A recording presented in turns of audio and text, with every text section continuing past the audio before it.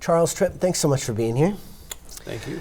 So, Charles, for years, oil and gas revenue has made up nearly half of the state budget. Where is that revenue spent? What buckets does it go into?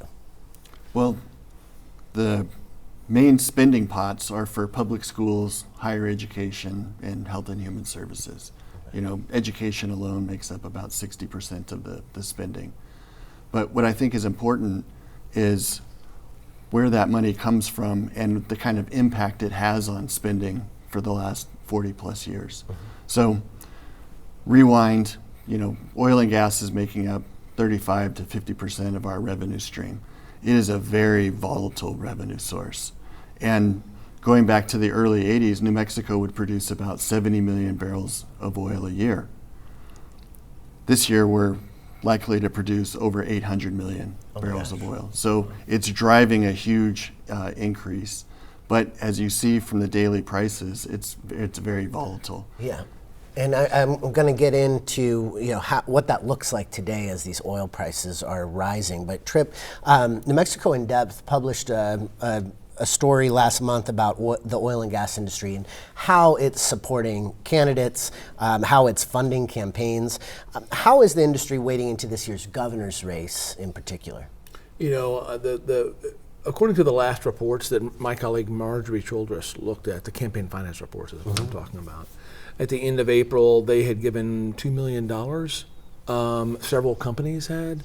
And if you look at the direct to candidates, there is a lean towards Republicans by the oil and gas industry. Sure. I mean, I think the Republicans would generally be considered to be having the more oil and gas friendly policies. That's exactly right. And yet, we don't have any statewide Republicans in office in New Mexico. No. And let me say this also: if you look at the committees they give to between Republicans and Democrats, the Republicans are getting a greater percentage there too. So, and this is not necessarily uncommon.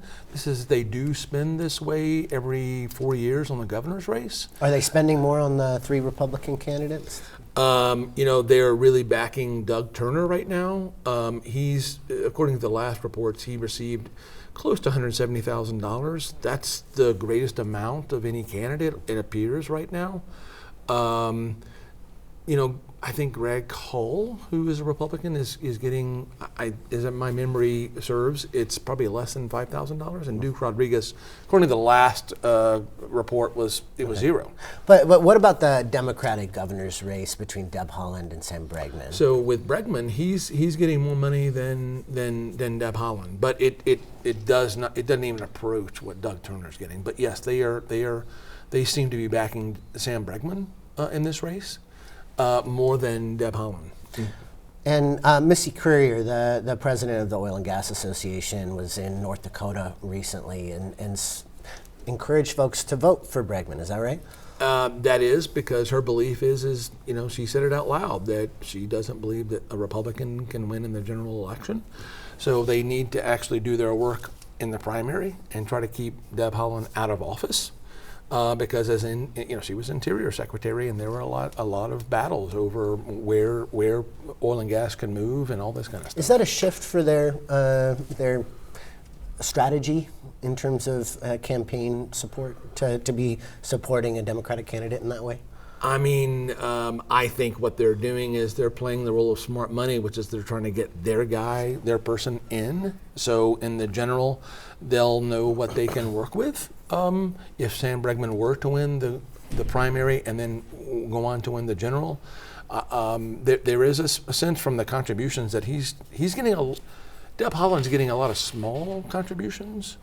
There are some big ones, but Bregman is getting larger contributions, a greater number of larger contributions from out of state. Going back to what you were talking about with the fluctuations in the oil prices, since the war in Iran started, the price of oil has increased by 30%. What did the state expect to bring in this year in terms of oil and gas revenue, and how has the war changed that near-term forecast? So let me back up, because the legislature's made major policy changes over the past 7 or 8 years with how it treats oil and gas money coming into its main discretionary account that we call the general fund.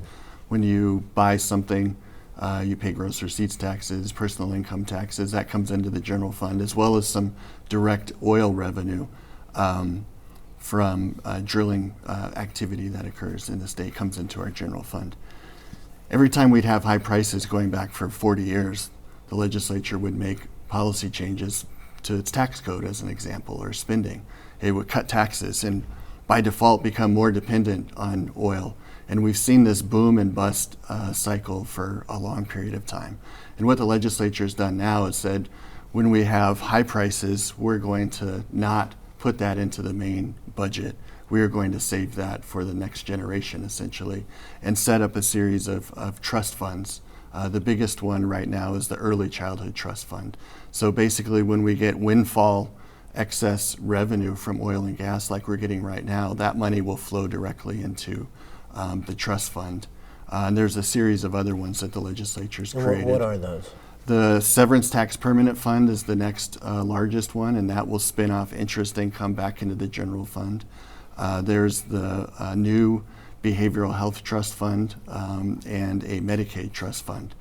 The important thing for these trust funds is they are spinning off money back into the budget at levels that mean that we don't have to tax our population as high to support the level of government services that the state provides. How much more money are they getting with this rise in prices? So every change in the dollar of price of oil means an additional $57 that goes into the trust funds, assuming that dollar is sustained for the entire year. Wow. So we're looking at between $850 to $1 billion, depending on how high these prices stay over the next year, flowing into these trust funds. Okay. And Tripp, how is this influx of new cash affecting proposals that candidates or elected officials are coming up with? I mean, can I say this too? I want to piggyback on what Charles said, and he may have to help me on this, but they established the Early Childhood Trust Fund a few years ago with like $300 million, I think. Mm-hmm. They were expecting to have $1 billion within a couple of years. I think it's north of... It's $11 billion It's now. $11 billion now, which gives in a sense of like how much money is flowing in because of this historic peak period that we're going through. We have all kinds of proposals from governors. On the Democratic side, the thing about governors is they have to do a dance with the oil and gas industry because, actually, as Charles laid out, they really, that industry contributes a lot to the state budget, the general fund.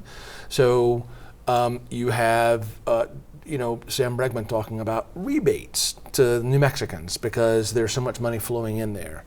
I think oil and gas industry is a little worried about Deb Haaland because she was Interior Secretary. And so she's talking about being really fierce with the industry and focusing on, renewables and this, moving the state towards the goals that were passed under this governor and the legislature, moving away from fossil fuels, petroleum and whatnot. Does her environmental stance and her opinion on the war in Iran, do those create some political awkwardness in terms of wanting to use these new funds while also maybe not supporting the means by which the state is earning them? I think it creates awkwardness, and what I might do is talk about a national story from the Associated Press that basically came out a couple of weeks ago that was like, hey, New Mexico, the framing was, New Mexico is the only oil and gas state, and they're really benefiting, all these oil and gas states are really benefiting, controlled by progressive Democrats. And so they're basically, because Wyoming is not, Texas is not, right. These other oil and gas states. So they're basically doing what Charles has said, is spending money to, basically help Medicaid. I think what's going to happen if a Democrat is elected is they're going to pursue trying to help New Mexicans as the effects of the big, beautiful bill come down from Washington, D.C., Medicaid, SNAP, and all this kind of stuff. Well, speaking of the one big beautiful bill, last December the Legislative Finance Committee released a report that showed New Mexico's economy is quote, treading water, but not at risk of recession. A primary reason was some economic changes that bill created in terms of how the state collects corporate income taxes. What changed in how the state collects those income taxes, and does the price of oil have any impact on that? Yes, because corporations, oil companies, are paying them. And so there was a huge revision down in the amount that we expected to collect in corporate income taxes as a result of softening of the economy, as well as the changes at the federal level that our state law was tied to.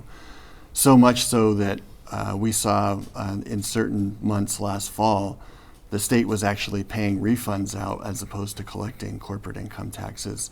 And the revenues were coming in so soft that we were worried we weren't going to have enough cash to balance the budget through the end of the current fiscal year, which ends in June. Since the war started and prices have spiked, we saw an unanticipated increase in corporate income taxes start to flow into the Treasury this spring, and we'll be fine with our main budget account. But that has been a contributing factor to helping balance this year's budget. And elected officials have long been warned not to lean too heavily into oil and gas revenue, kind of what you were talking about earlier in terms of not spending it down if it's going to bust again, and then being stuck without those funds. Back in 2023, a report from the Consensus Revenue Estimating Group cautioned just that.